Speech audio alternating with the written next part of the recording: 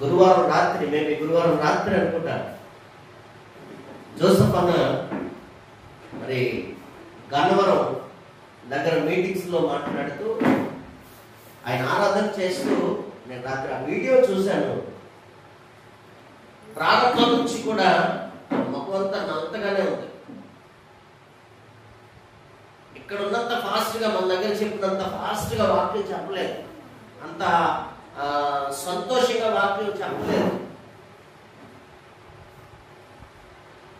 ఆయన తడబడుతూ తడబడుతూ మాట్లాడుతూనే ఉన్నారు. పాట పాడినప్పుడు గట్టి స్వరం తీయలేకపోయారు. రాత్రి చూస్తూ ఉంటే గమనించాం, రాత్రి ఆ మెసేజ్ చూస్తూ ఉంటే చివరికి ఆరాధన చేస్తూ ఆయన మాట అన్నాడు, ఈ లోకంలో ఎంత కాలం బ్రతుకుంటామో గ్యారంటీ లేదు, కనుక దేవుని సన్నిధిలో రక్షణ అనుభవం కలిగి ఉంటుందని సంఘంతో చెప్తున్నాడు. ఎవరికి స్తోత్రం. ఈ లోకంలో ఎంతకాలం బ్రతుకుంటామో తనకు తెలుసా, అదే చివరి గడియ, అదే చివరి సభ, అదే చివరి రోజు. తన క్యాలెండర్ లో నుంచి ఇంకా పేజీలు లేవు, ఇంకా తేదీలు లేవు, అదే చివరి రోజు అని తను అనుకున్నాడా?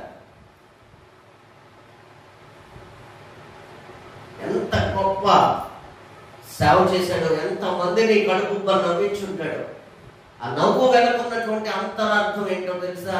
ఆ నవ్వించి అన్న కొంతమందిని దేవుని దగ్గరికి నడిపిద్దాం అనేటటువంటి తాపత్రయం. నిజంగా అలాంటి దైవ సేవకులతో మరి మనం ఆ పరిచయం కలిగి ఉండటం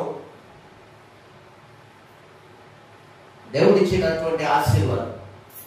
చాలా నోరారా అన్నయ్య అని పిలిచేటటువంటి వ్యక్తి, నోరారా.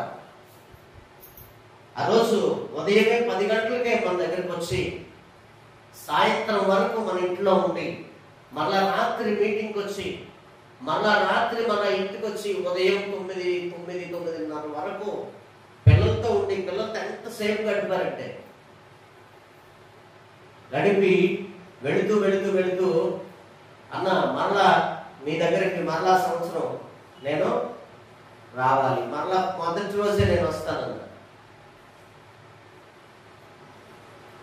అని వారు వెళ్ళి బస్సు దగ్గర ఎక్కించి పంపించిన తర్వాత 2-3 సార్లు ఫోన్ చేసి, మొన్న రీసెంట్ గా పోయిన నెలలో ఫోన్ చేసి, అనే ఆ పాల్వంచ ప్రయాణం ఉంది, మరి ఆ బస్సు 10 గంటలకి, రాత్రి 10 గంటలకి, ఉదయమే మీ దగ్గరకు వచ్చేయాలని ఆశపడుతున్నాను, ఉదయమే మీ దగ్గరకు వచ్చేసి మీతో పాటు ఉండి రాత్రి 10 గంటలకు బస్సు ఎక్కుతారు కన్నానంటే సంతోషం రండి అని చెప్పాను.